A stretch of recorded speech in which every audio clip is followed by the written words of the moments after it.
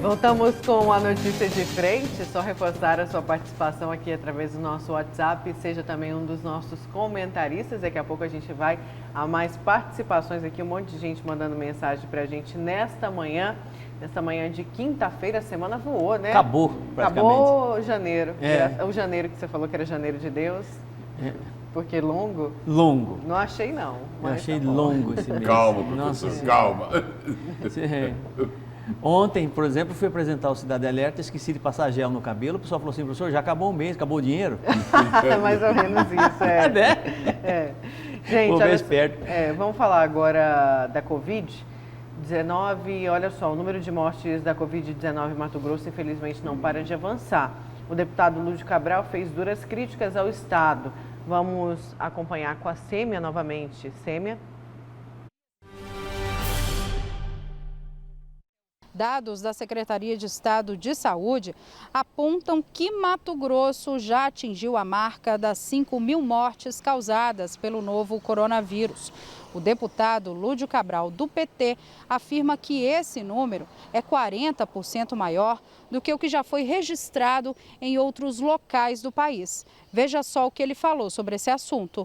A taxa de mortalidade em Mato Grosso é quase 40% superior à taxa de mortalidade observada no conjunto do país.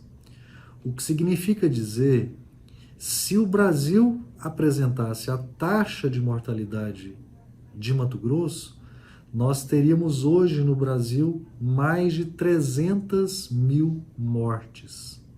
Quase 90.000 mortes a mais do que as mortes que o país registrou.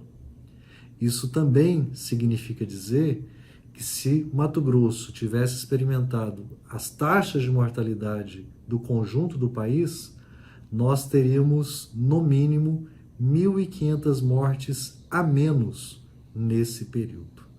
Mato Grosso é o quarto estado do país em taxa de mortalidade. Só perde para o Amazonas, para o Rio de Janeiro e para o Distrito Federal, para dar uma ideia do quanto o cenário aqui foi e é grave.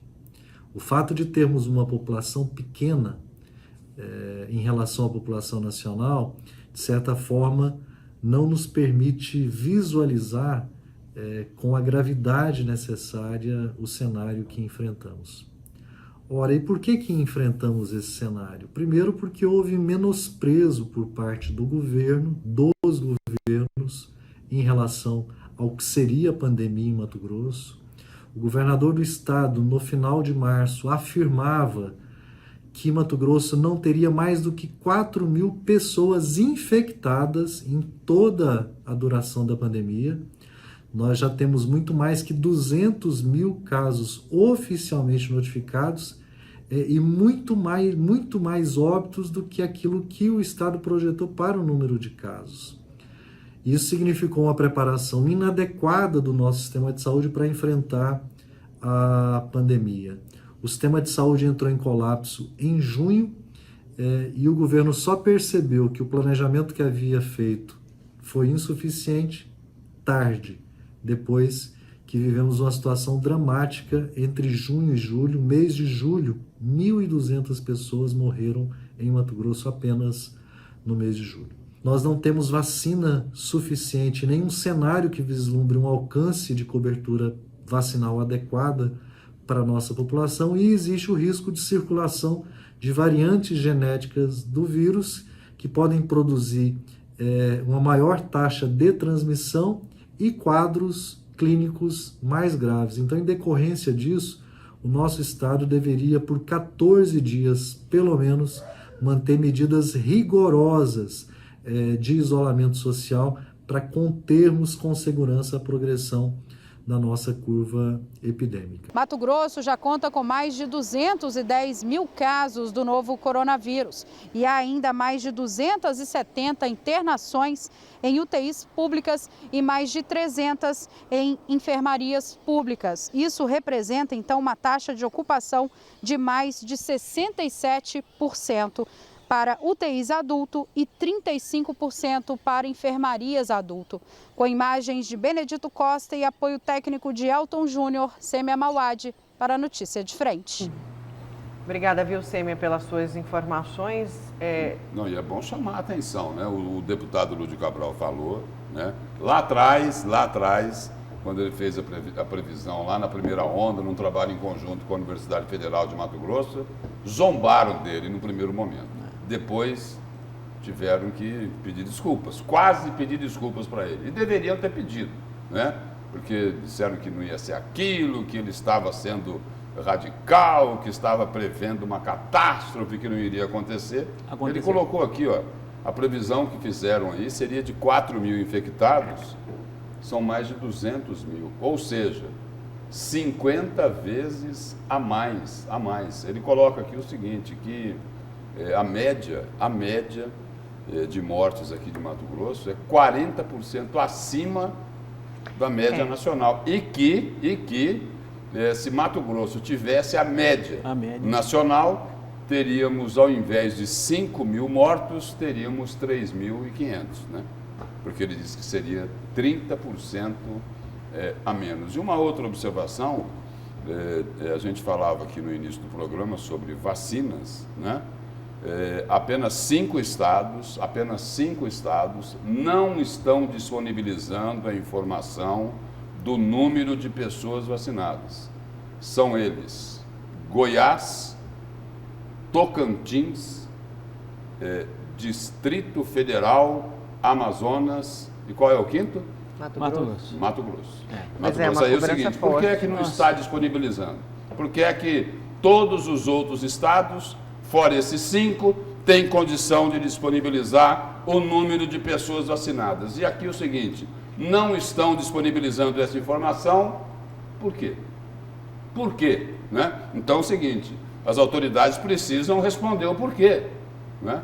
Até porque, Lúcio, todo esse cenário pode diminuir muito, né? Lógico que nem todo mundo vai ser vacinado, mas de você ter a vacinação e a imunização já em alguns grupos, já diminui. Não, mas a informação é um direito da sociedade. Só que a gente precisa dessa informação e a sociedade está cobrando. E o Brasil já vacinou mais de 1 milhão de brasileiros, né? E a tendência é que fevereiro seja o mês né? Um mês de um avanço, assim, uma explosão de vacinação muito grande. É só chegar, só que a gente quer transparência. A gente quer transparência. Vamos embora. É isso aí.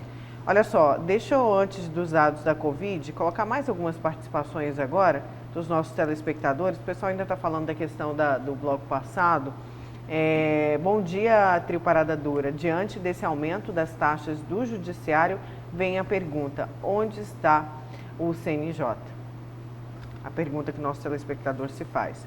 Lúcio, parabéns. Você fala com conhecimento de causa. O povo pobre que ganha 2 ou 3 salários não tem como custear esses processos.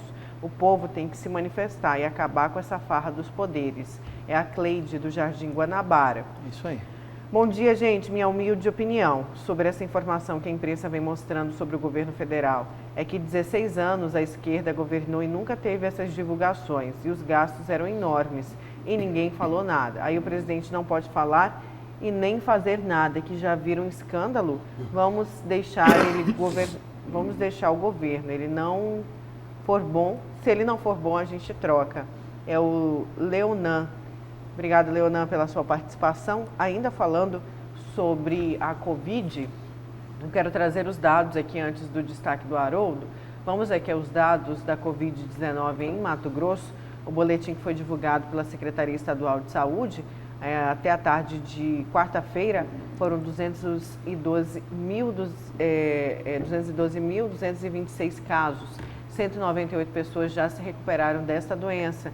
A gente chega, infelizmente, à marca de 5.043 mortes pelo coronavírus aqui no estado. Foram notificadas aí 1.600 contágios nas últimas 24 horas. E a taxa de leito de UTI chega a 67,92% aqui no estado. É o dado que a gente tem, além da notificação de ser 1.600 nas últimas 24 horas, foram 24 mortes em decorrência do vírus. Então, a gente tem aí a imunização chegando, temos o avanço em algumas cidades já colapsadas e tem então, a continuidade do pedido do auxílio emergencial, não é isso, Haroldo? Exatamente, sem dúvida alguma. Olha, esse é o meu destaque de hoje, né? No Brasil, diariamente morre em média 15 pessoas de fome. Fome, exatamente isso que você ouviu, né? A tragédia não seria maior, né, caso o governo federal não tivesse decidido essa questão do auxílio emergencial no ano passado por conta da pandemia. E claro, sob pressão da oposição, o valor que era de R$200 passou para R$600. Tudo bem, tudo em prol da sociedade, em melhoria e qualidade de vida e sobrevivência da maioria dos brasileiros aqui no Brasil. Mas ficou uma dúvida. Até onde vai o auxílio emergencial, que já foi quase 300, 400 bilhões de reais aí, destinado exatamente isso? Até onde, até quando o governo federal tem condições de sustentar essa despesa enorme, né? Que não deixa de ser um volume consistente para as contas do governo, né? E essa dúvida pairou até final do ano, uma vez que no segundo semestre houve uma queda, nós presenciamos isso na questão da contaminação da Covid-19, e houve uma declaração por parte do ministro Paulo Guedes de que em novembro, né, o auxílio emergencial não ia acabar caso existisse uma segunda onda, porque essa segunda onda já estava acontecendo na Europa, né? E ele foi incisivo. Com segunda onda teremos sim auxílio emergencial. E aí continuou tentando administrar essa situação toda, né? A segunda onda apareceu em dezembro e veio fortemente em janeiro. E o governo está agora, nesse exato momento, levando com a barriga essa situação do auxílio emergencial, porque ele acredita num efeito, né, mais rápido da vacinação que já entrou em prática em todo o Brasil. Quer dizer, ele está tentando segurar, mas não vai ser fácil e não está sendo fácil, porque existem alguns projetos já no Congresso Nacional pedindo essa prorrogação de forma incisiva.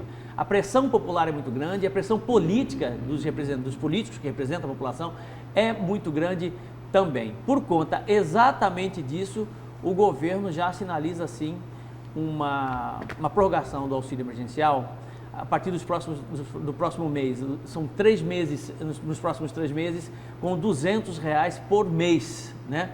Essa era a mesma proposta que tinha sido feita lá atrás, a primeira proposta do governo federal em 2020, né?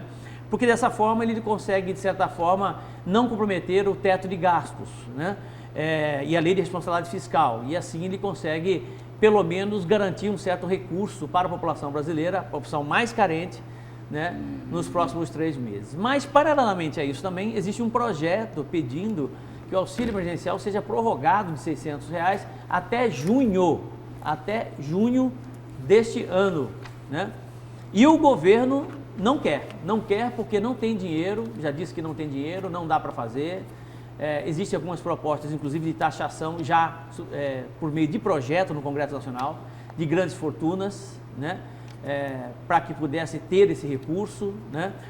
E o governo alega, inclusive o próprio Jair Bolsonaro alega que vai ter que tirar de algum lugar para poder sustentar esse projeto de manutenção dos R$600 mensais como auxílio emergencial, caso seja aprovado no Congresso Nacional. Quem está gostando dessa história toda é o Centrão, né? Que está dando força para o presidente Jair Bolsonaro e tem, de certa forma, moeda de troca nesse processo todo aí, também ligado à questão do auxílio emergencial, considerando a presidência da Câmara, que a eleição da presidência da Câmara, que é agora no dia 1º de fevereiro. Então, Brasília está borbulhando, né?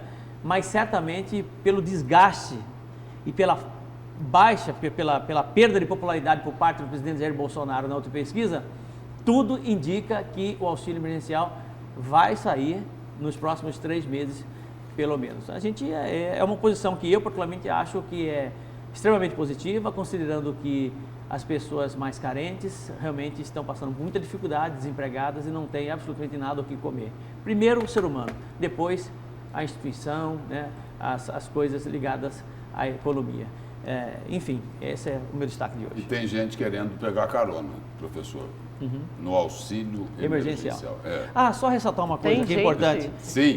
Várias, né? Só ressaltar que eu esqueci um ponto importante. Esse é daqui de Mato Grosso. Eu esqueci um ponto importante. Esse gasto agora de R$200 em 3 parcelas, né, ele vai ficar para o governo federal, em torno de 7 bilhões, no máximo 10 bilhões de reais, né? E outra, o auxílio será concedido para um número menor de pessoas e um público específico.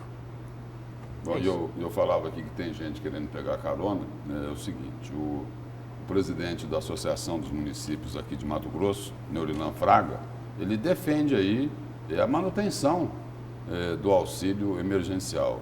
Uma atitude nobre, não é? Porque muita gente precisa, muita gente desempregada. A crise gerada pela pandemia é gigantesca. O professor Haroldo falava aqui que no país 15 pessoas morrem de fome por dia. Né? Não é isso? Então, defender o auxílio emergencial é importante, né? É importante porque vai ajudar as pessoas. Mas aí, o presidente da AMM, da Associação dos Municípios, fala o seguinte, olha, tivemos uma videoconferência na semana passada com a equipe do ministro Paulo Guedes, estamos conversando com as lideranças políticas do Congresso pela continuidade do auxílio emergencial para a população, como também do auxílio emergencial para as prefeituras, pois a crise econômica continua, pois a pandemia afeta a economia.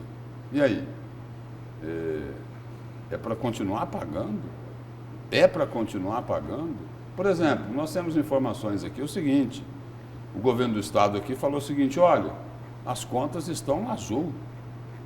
Nós equilibramos as contas públicas aqui de Mato Grosso. Tem uma propaganda aí na TV falando de investimentos superiores a 9 bilhões de reais com dinheiro próprio do programa Mais Mato Grosso com recursos próprios do governo do estado.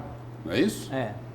O estado pagando em dia os funcionários, né? Faz propaganda de que paga em dia os fornecedores, né? Então tá e aí as prefeituras não tinham também que, apesar da crise, ter feito a lição de casa, receberam muito dinheiro. E não explicaram até hoje como é que gastaram esse dinheiro. Teve uns que a gente ficou sabendo, né? Porque a polícia teve que aparecer, né? O Ministério Público teve que intervir, não é isso? E aí a gente ficou sabendo um pouquinho, não do que eles fizeram, né? Mas do que eles pretendiam fazer com aquele dinheiro, não é isso? Venderam, como que é? Era respirador e venderam o que mesmo? Venderam um aparelho lá ligado a um tratamento cardiológico, que não tinha nada a ver com o respirador, né? Isso aconteceu lá em Rondonópolis, né? Aí teve lá montanha de papel higiênico, né? Bom, veio de loja de material de informática. E aí o seguinte, a discussão hoje é do auxílio emergencial. E aí o seguinte, aí as prefeituras querem mais dinheiro, né? Querem mais dinheiro, né? Primeiro o seguinte, tem que atender quem realmente precisa, tem que atender lá o cidadão que está desempregado, tem que atender a família que não tem comida para colocar na mesa, para alimentar os filhos. Nada, Lúcio. 15 pessoas por dia são 450 pessoas ao mês, 5.400 pessoas mortas ao ano de fome. De fome. Fome. Não tinham o que comer, fome. Entendeu?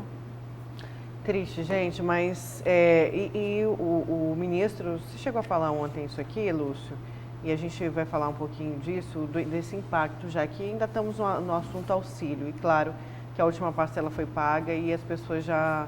Eu vi ontem no Jornal da Record uma reportagem de que a pessoa já não sabia o que ia fazer mais, porque era uma mãe solteira e vivia de vender pipoca e algodão doce nas praças, mas com o distanciamento, com as medidas de segurança, ela não tinha mais o lucro que tinha antes da pandemia. E o que estava salvando para que ela pagasse o aluguel, que custa R$600, e colocasse comida em casa, era justamente o auxílio para a mãe solteira, que é o dobro, né? 1.200. E ela já não consegue dormir sem saber como vai pagar. E aí o ministro Paulo Guedes disse que pode até ter o auxílio, mas vai congelar verbas. Qual que é o impacto disso na avaliação de vocês? O que a gente falava aqui, tem que ter uma fonte, tem como tirar de algum lugar. Não importa, o governo federal tem que ter sensibilidade suficiente para entender que nós estamos em meio a uma pandemia, em que só esse dado já seria o suficiente para que ele pudesse achar um novo caminho e tentar achar um novo recurso para salvar a vida dessas pessoas. São 5.400 pessoas que morrem ao ano no Brasil por conta da falta de alimento, de fome, né? Com a pandemia, certamente, esse levantamento que eu trouxe para vocês é um levantamento sem pandemia. Com pandemia, você tem um número expressivamente maior, sem dúvida alguma, porque você teve pessoas, milhares de pessoas que já estavam na miséria, ficaram desempregadas, desalentadas, né? E esse dado ainda não foi publicado. Então, estou tomando como referência uma informação antes, pré-pandêmica, né? Pré-pandemia. Você imagina isso com pandemia. Então, eu acho que o governo federal tem a ferramenta, tem condição, tem lastro, tem caminho para poder achar uma saída. E o ministro da Economia, Paulo Guedes, está cumprindo com a missão dele, né? Ele tem que tentar segurar. Ele né? é pago para isso. Ele tem que tentar segurar porque o pessoal lá do Congresso, independente dessa necessidade do auxílio, eles têm uma boca larga. Né? Uma boca larga, né? Só para ter uma ideia, né, de como essa boca é larga, é a disputa lá na presidência da Câmara. Maria. Né? É a disputa e o Centrão tá lá na presidência da Câmara. E o seguinte, olha, não adianta reclamar. Não adianta reclamar. Espera aí, está acontecendo sim distribuição de cargos, distribuição de verbas, corte de distribuição de emendas, né? Aí o seguinte, agora isso aí pode, né? Isso pode. Hoje pode. Não, mas não podia, né? Não, mas antes era o quê? Era corrupção isso? Sempre Era o nome que se dava isso? Era corrupção. Mas hoje não. Hoje é coalizão. É uma forma de buscar ô palavrinha, hein? Ô palavrinha. Governabilidade. Isso? Exatamente isso. É que... Olha, mas aí, só voltando lá no Paulo Guedes, né? Ele está fazendo a função dele. Né? Está fazendo a função dele para tentar dar uma segurada. Né? Vai acabar cedendo? Vai acabar cedendo. Mas o que é que ele está tentando fazer? Ele sabe que é o seguinte, que vão tentar de tudo para emplacar. Né? Então, ele não quer que a porta seja arrombada. Ele sabe que ela vai ser forçada e colocou o pé na porta, para que não arrombem. Né? Mas sabendo o seguinte, que vão forçar ela, não é isso? Então, essa daí é a posição dele. Olha, vai ter que cortar muita coisa. No final, não corta muita coisa, corta um pouquinho, né? Entendeu? Onde machuca menos a classe política. É só cortar de quem tem mais, né? Machuca menos a classe política. É só cortar de quem tem mais. É isso que a gente falou. Olha, já que o assunto foi auxílio, a gente falou da Covid, deixa eu antes do intervalo ir aqui para o GD, para o portal Gazeta Digital, falar de Chapada dos Guimarães, que teve um novo decreto. A Prefeitura de Chapada dos Guimarães declarou situação de emergência no Jornal Oficial Eletrônico dos Municípios de Mato Grosso por meio de decreto publicado ontem, quarta-feira. Contudo, mesmo com a medida, todos os estabelecimentos continuarão funcionando com capacidade reduzida de 50%. De acordo com o documento, eventos sociais como shows, festas e jogos de futebol e corporativos deverão ocorrer com no máximo 100 pessoas, respeitando o distanciamento de 1,5 metro entre eles. O horário de encerramento não é definido no decreto. Supermercados, mercados, mercearias, padarias, açougues e feiras livres funcionarão das 6 horas da manhã às 21 horas. No caso das conveniências localizadas em postos, funcionarão de segunda a domingo e feriados das 6 às 10 da noite. O consumo local será permitido desde que observadas as normas de biossegurança. Já restaurantes funcionarão com 50% do público, das 11 da manhã às 11 da noite. E após esse horário, no sistema delivery e também drive-thru, como lanchonetes e cafeterias e bares. Farmácias seguirão no funcionamento de 7 às 20 em escala de plantão de 24 horas. Então, esses são os horários aí de Chapada dos Guimarães. Atenção para os bares e restaurantes, né? E conveniências, que é quando o público vai em bar e restaurante, que vai funcionar das 11 até às 11 da noite. Bom horário, hein, garoto? Professor, só uma observação aí, né? A farmácia fica aberta até às 8 da noite. O boteco até às 11, é isso? É isso? Em meio à pandemia. Em meio à pandemia. Olha, vamos aqui, o pessoal está perguntando aqui, olha, Nayara, tira uma dúvida, eu estou recebendo o seguro-desemprego, surgiu um comentário de que por conta da pandemia as pessoas iam receber 3 parcelas, o governo ia acrescentar mais 2. Tá com cara de fake news, viu, meu amigo, minha amiga, enfim, isso não procede não, tá? Auxílio já, quer dizer, seguro-desemprego tem a data correta de acordo com o tempo trabalhado. Não tem aí informação de extensão por conta da pandemia não, infelizmente. Vamos aqui então deixa eu colocar mais uma participação. Bom dia, Nayara, professor Lúcio. Sou Fabrini de Barra do Bugres. Estamos aqui no nosso hospital regional fechado. Ainda é a super reforma do nosso governador Mauro Mendes, que prometeu para a gente, nos ajude, por favor. Barra do Bugres precisa de ajuda, o hospital ainda sem inaugurar, vamos cobrar isso do governo do estado, viu? Fabrini que mandou aqui para a gente, obrigada pela sua participação aqui no A Notícias de Frente. Vamos para o intervalo, na volta tem mais notícias comentadas aqui no seu A Notícias de Frente.